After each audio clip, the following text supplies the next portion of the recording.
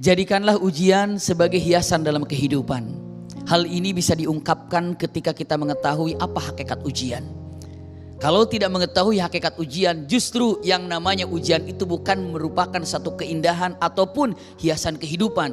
Justru akan mengatakan malapetaka dalam kehidupan. Jika tidak mengetahui tentang makna yang namanya ujian. Hakikat dari kehidupan sebenarnya, dimanapun kita hidup tetap ujian itu akan ada. Karena janji Allah, ayatnya tadi dikedepankan, didengar oleh seluruhnya. وَلَنَبْلُوَنَّكُمْ بِشَيْءٍ مِّنَ الْخَوْفِ وَالْجُوعِ وَنَقْصٍ مِّنَ الْأَمْوَالِ وَالْأَنفُسِ وَالثَّمَرَاتِ وَبَشِّرِ الصَّابِرِينَ. Subhanallah. Sebelum dilanjutkan, cek dulu kalimatnya. وَلَنَبْلُوَنَّكُمْ بِشَيْءٍ مِّنَ الْخَوْفِ وَالْجُوعِ. Ingat, siapapun yang hidup di muka bumi ini akan selalu diuji dengan berbagai macam ujian. Bisyai'in dengan sesuatu, iya. Tidak semuanya. Dalam artian dengan mengatakan bisyai'in minal khauf, tidak takut selamanya. Kadang-kadang ada rasa takutnya. Tapi tidak akan takut selama kehidupannya. Ada rasa takut, hilang takut. Rasa takut datang, hilang. Seperti bisyai' minal khauf. Kadang-kadang lapar, kadang tidak. Kadang lapar dan semua dalam ujian. Minal khaufi wal ju' wa naqsim minal amwali wal anfusi wath thamarati wa basyiris sabirin alladzina idza asabathum musibah qalu apa? Inna lillahi wa inna ilaihi raji'un. Untuk dilanjutkan. Jadi intinya setiap yang hidup di muka bumi ini pasti diuji oleh Allah Subhanahu wa taala dengan ujian berbagai macam. Apakah rata ujiannya? Jujur, perkataan dari hadis Rasul sallallahu alaihi wasallam, yubtalul mar' ala qadri dinihi. Manusia ini uji tergantung daripada imannya seperti apa. Apabila ditemukan imannya kuat, maka Allah berikan lebih dahsyat lagi ujiannya. Imannya agak kurang lemah, ujiannya pun agak sedikit lemah. Akan dilihat seperti apa ujiannya, sampai keluarlah kalimat yang sangat indah. Rasulullah mengatakan inna idhamal jaza ma'idhamil bala. Pahala yang didapatkan dari satu ujian tergantung beratnya itu ujian. Punten, kalau saya tanya sama ayahanda bunda datang kemari, ke tempat ini ada kesulitannya nggak kira-kira? Semua gampang. Ada gampang, ada yang naik motor, ada naik mobil. Kira-kira mana lebih besar pahalanya? Yang naik motor apa jalan kaki apa naik mobil? Jalan kaki, yakin? Yang naik motor ternyata bannya itu bocor, akhirnya harus dibawa aja, harus harus digusur. Kira-kira mana lebih besar pahalanya, yang naik motor apa naik mobil, atau jalan kaki motornya yang digusur karena bocor? Sekarang yang mana besarnya? Kesulitannya itu yang mana, itu lebih besar. Jangan bilang motor, oh yang jalan kaki lebih besar pahalanya, capek. Yang naik motor lebih capek, kenapa? Karena bannya gembos, maka dia harus jalan kepanasan, lebih besar lagi. Dengan mengatakan kata-katanya, berarti apa? Yang besar tuh karena gembos. Naik mobil paling enteng, nyaman. Kalau mobilnya bagus, ternyata mobilnya pun rusak dan AC-nya mati, mesinnya pun mati. Dia harus nunggu di pinggir jalan lama-lama. Subhanallah. Istilahnya dengan mengatakan kata-katanya dengan jelas, inna idhamil jaza ma'idhamil bala. Ujian yang terberat yang didapatkan oleh kita sebesar itu juga pahalanya. Datang ke majelis taklim ini semua dapat pahala, semua dapat untungnya, baiknya dari Allah. Tapi sebesar apa pahalanya tergantung kesulitan yang ibu bapak hadapi. Dan punten, punya anak ujian, tidak punya anak ujian, ada suami ujian, tidak ada suami ujian. Semuanya di muka bumi ini adalah ujian. Jujur, kalau digambarkan dengan kata-kata yang sangat luar biasa. Ketika dapat ujian, subhanallah, kehilangan sesuatu yang paling menyakitkan. Jawabannya kata-kata yang paling enak apa? Inna lillahi wa inna ilaihi raji'un. Tadi kan ujian tentang kesulitan. Pahalanya sebesar kesulitan yang didapatkan. Tapi kalau saya kesulitan karena ditinggal wafat oleh orang yang kita cintai, ujian apa bukan? Semakin sedih karena ditinggal orang yang paling dekat dengan kita, maka pahalanya semakin besar. Yang terdekat dengan kita adalah orang tua, ayah, ibu. Begitu ibu wafat, ayah wafat, itu pastinya ujiannya tidak sama ketika ditinggal oleh teman atau siapa yang dekat dengan kita. Karena apa? Tidak ada yang lebih dekat dengan kita kecuali siapa? Orang tua. jalan yang paling hebat. Al-Quran mengatakan kalau ada sesuatu yang merasa hilang dalam jiwa ini, katakan apa? Inna lillahi wa inna ilaihi raji'un. Sesungguhnya semua milik Allah dan akan kembali ke Allah. Punten, agar lebih nikmat meresapi kalimat innalillah begitu ya. Punten, semua punya handphone di sini kan? Punya handphone, Masya Allah. Siapa yang akan lebih menjaga barangnya sendiri? Apakah ibu akan konsentrasi, bapak konsentrasi menjaga barang sendiri atau barang orang lain? Misalnya ibu keluar dari masjid pas hujan. Begitu turun, ibu banyak sendal, punya ibu juga ada. Begitu turun hujan, yang pertama kali ibu selamatkan biar tidak basah, sendal siapa? Yang pertama kali bapak selamatkan, sendal siapa? Sendal sendiri kan? Kenapa? Oh ini sendal punya saya, diselamatkan dulu. Punya orang lain, biarin aja. Yang akan lebih diselamatkan punya kita sendiri. Kenapa? Barang punya kita, yang jaga pasti kita. Bisa dipahami ya? Bahkan walaupun sudah dipercayakan kepada orang lain, masih tidak sama orang lain menjaga barang kita dengan kita menjaga barang kita sendiri. Saya tanya, siapa yang akan lebih hebat menjaga barang punya kita? Kita sendiri apa orang lain? Yakin? Yakin. Punten. Yang sudah wafat itu punya siapa? Orang tua kita, ayah kita yang sudah wafat punya kita apa punya Allah? Berarti yang menjaga orang tua kita walaupun kita mencintainya, lebih hebat Allah menjaga orang tua kita. Kalau kita sadar, karena mustahil yang punyanya akan mengabaikan barang yang dimilikinya. Bisa dipahami ya bunda? Jadi ketika inna lillahi wa inna ilaihi raji'un, bagi yang ditinggal wafat oleh orang yang dicintainya, kita katakan inna lillahi wa inna ilaihi raji'un. Artinya apa? Memang itu adalah aku sayang dia, aku cinta dia, tapi dia punyamu, maka engkau yang akan lebih hebat menjaganya ketimbang aku menjaganya. Itu kalimat yang sangat luar biasa ketika diucapkan innalillah wa inna ilaihi raji'un. Kata-katanya. Punten, kita sayang orang tua? Mana lebih sayang? Kita sama orang tua apa Allah sama orang tua? Mana lebih sayang? Allah sama orang tua. Kenapa? Orang tua bukan punya kita, tapi punya siapa? Allah. Yang hebatnya, dan kami akan kembali kepada Allah. Buat apa kembali kepada Allah? Jawabannya di akhirat ini tempat untuk menghitung amalan dari yang kita kerjakan. Di dunia tempat ujian, di akhirat tempat menghitung hasil ujian kita. Ini dia, di dunia tempat ujian, di akhirat untuk melihat hasil ujian. Inilah dimanapun kita berada, tetap ujian akan didapatkan.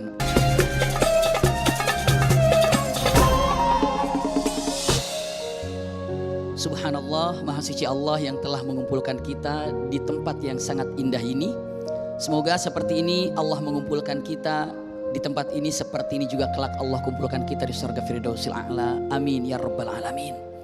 Subhanallah, ternyata kalau kita lebih masuk lagi memaknai tentang masalah ujian, subhanallah, berapa banyak orang ini ternyata bertanya-tanya, kenapa ya bumi ini tempatnya ujian? Jawabannya simpel. Kenapa bumi ini tempat ujian? Jawabannya dalam Al-Quran, watil kal ayyamu nudawiluha bainan nas.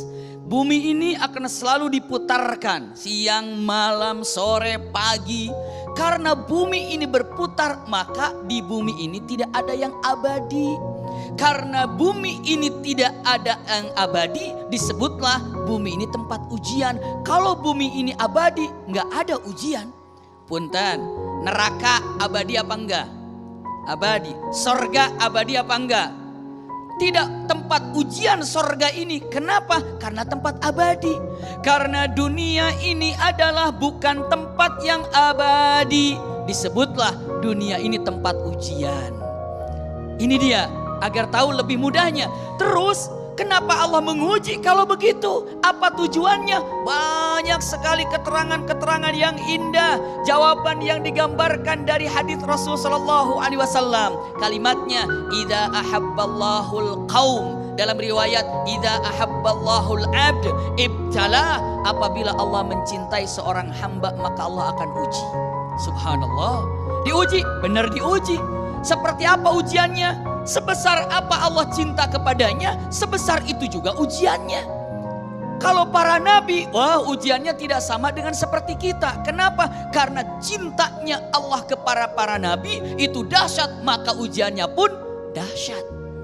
Camkan baik-baik yang kedua ketika dikatakan apalagi ya, kenapa Allah uji kepada manusia? Satu, Allah cinta. Yang kedua, ini luar biasa.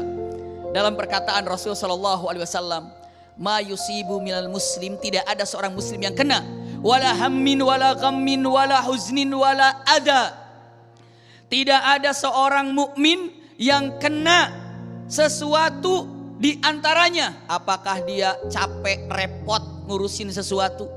Apakah dia ini bingung? Apakah dia ini sedih? Apakah dia ini karena penyakit? Sampai kalimatnya hatta syaukatu yushakuha. Lihat yang kedua ini. Sampai kalau orang mukmin itu kena duri, truk kena duri gitu. Sakit apa enggak kena duri? Berapa tahun sakitnya kalau kena duri? Berapa tahun? Sehari? Sebentar aja ya, 2 menit. Anda kena duri sedikit saja truk begitu ya. Ikhlas menerimanya, entah berapa dosa yang Allah ampuni. Entah berapa dosa diampuni. Anda kena duri saja hatta syaukatu yushakuha. Apapun yang terjadi sampai duri menusuk sedikit. Lagi beresin bunga, kena ada bunga mawar, kan ada durinya ya. Truk sedikit kena. Ataupun lagi gunakan kerudung kena peniti, truk kena. Subhanallah. Ibu pernah kena peniti gitu? Ikhlas, itu entah berapa dosa terampuni itu. Lagi jalan tiba-tiba kesandung sakit, entah berapa dosa terampuni. Bagaimana kalau ada orang yang terkapar sakit bertahun-tahun? Bagaimana kalau ada orang didapatkan masalah kehidupannya, masalah ekonominya, susah tidur. Kenapa? Karena dihadapkan dirinya dengan kesulitan ekonomi, entah berapa dosa terampuni. Wala hammin wala ghammin wala nasabin. Subhanallah, tidak ada kalimat lelah bagi seorang mukmin asal lelahnya itu adalah karena Allah, entah berapa dosa diampuni. Dahsyat itu orang mukmin ini. Maka kenapa Allah berikan ujian? Jawabannya menghapus dosa. Masa sih iya menghapus dosa? Sampai kalimatnya dia terus diuji, sampai dia berjalan di muka bumi ini sudah tanpa memiliki dosa. Gara-gara apa? Ujian terus. Ini dia. Jadi kalau ditanya kenapa bumi tempat ujian? Jawaban, karena bumi bukan tempat abadi. Untuk apa Allah menguji manusia? Karena Allah cinta. Terus apalagi Allah tujuannya menguji manusia? Karena Allah ingin menghapus dosa apa yang ada. Masya Allah. Jadi kalau seandainya tahu tentang makna ujian, kita akan mengatakan, ya Rabb, Alhamdulillah ya. Kenapa? Karena ternyata kalau orang yang diuji berarti punten, orang yang beriman. Saya sampaikan punten, kalau yang namanya di universitas apa misalnya? Ibu bapak mau universitas apa? Taruhlah ya satu universitas terkenal misalnya kan? Subhanallah. Apakah orang yang di universitas itu semua mahasiswa? Apa semua mahasiswa yang ada di sana? Ada yang jualan, ada yang tukang kebun, ada yang benerin AC, ada yang benerin lingkungannya, ada yang jaga keamanannya. Di satu lingkungan universitas yang besar, isinya tidak semua mahasiswa. Tapi begitu ujian tiba, apakah semuanya diuji?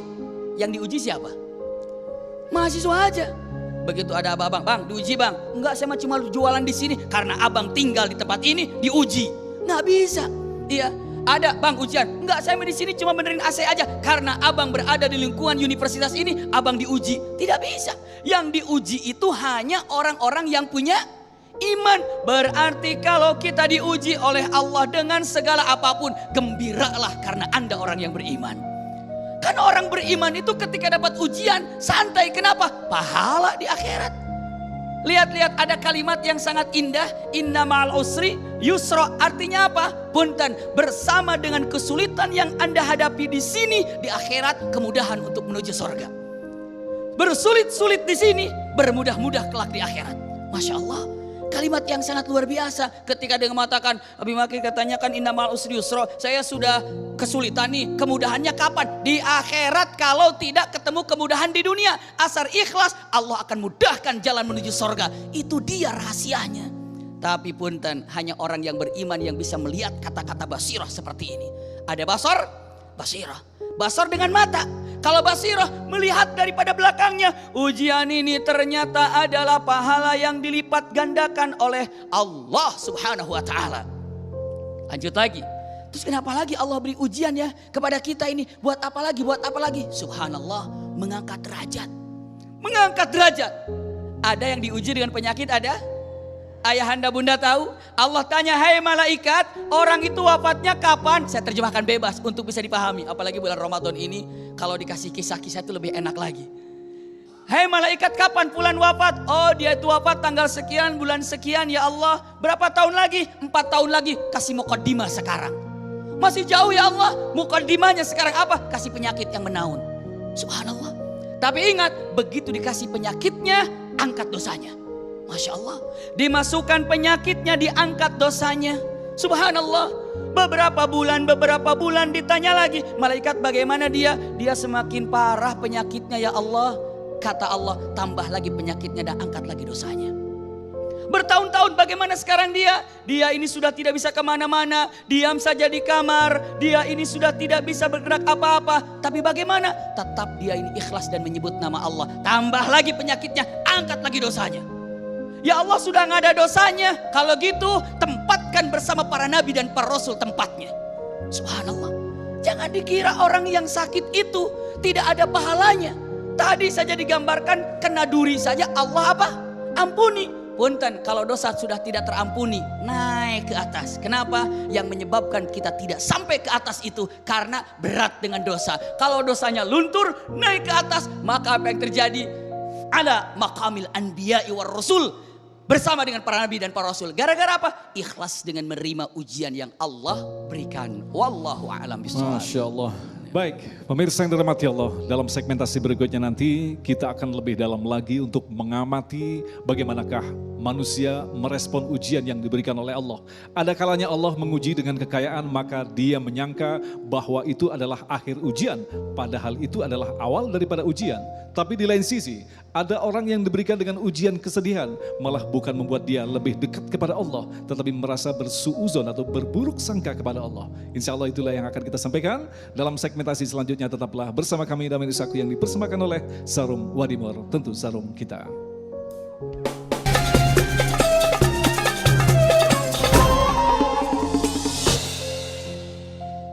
Alhamdulillah, segala puji yang sempurna hanya milik Allah subhanahu wa ta'ala. Semoga dengan memuji kita selalu kepada Allah subhanahu wa ta'ala, Allah pun ridho kepada kita semuanya. Amin ya rabbal alamin. Banyak orang mengira kalau ujian itu ada sesuatu yang menyakitkan aja. Tapi kalau mendapatkan kesenangan, oh itu mah bukan ujian. Tapi emang Allah lagi manjain kita. Allah lagi sayang. Tapi begitu dalam kesulitan, ujian ini begitu.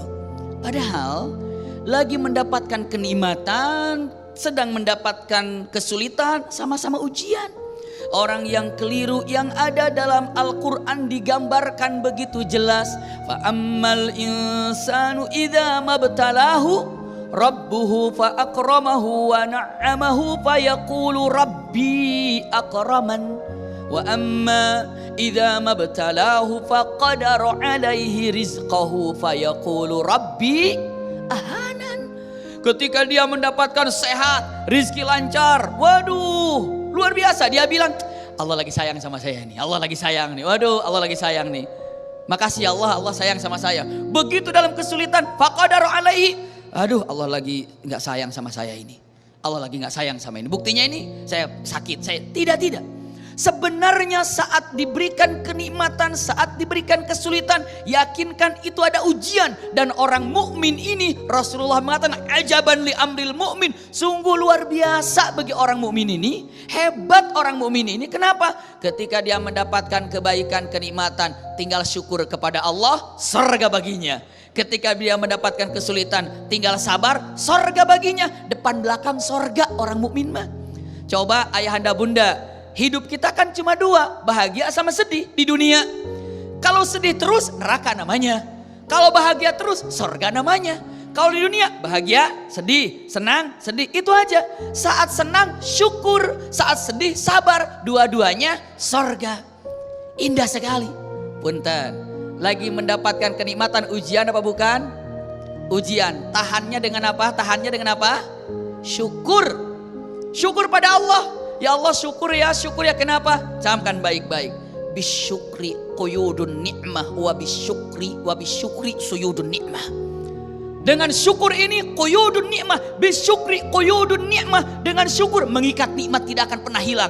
Ayahanda bunda, kalau sekarang merenung, ya Allah dulu saya punya ini, sekarang tidak. Dulu saya punya ini, sekarang saya nggak ada. Dulu saya punya ini, sekarang saya tidak punya. Cek dulu, disyukuri nggak dulu waktu zaman ketika ibu bapak punya.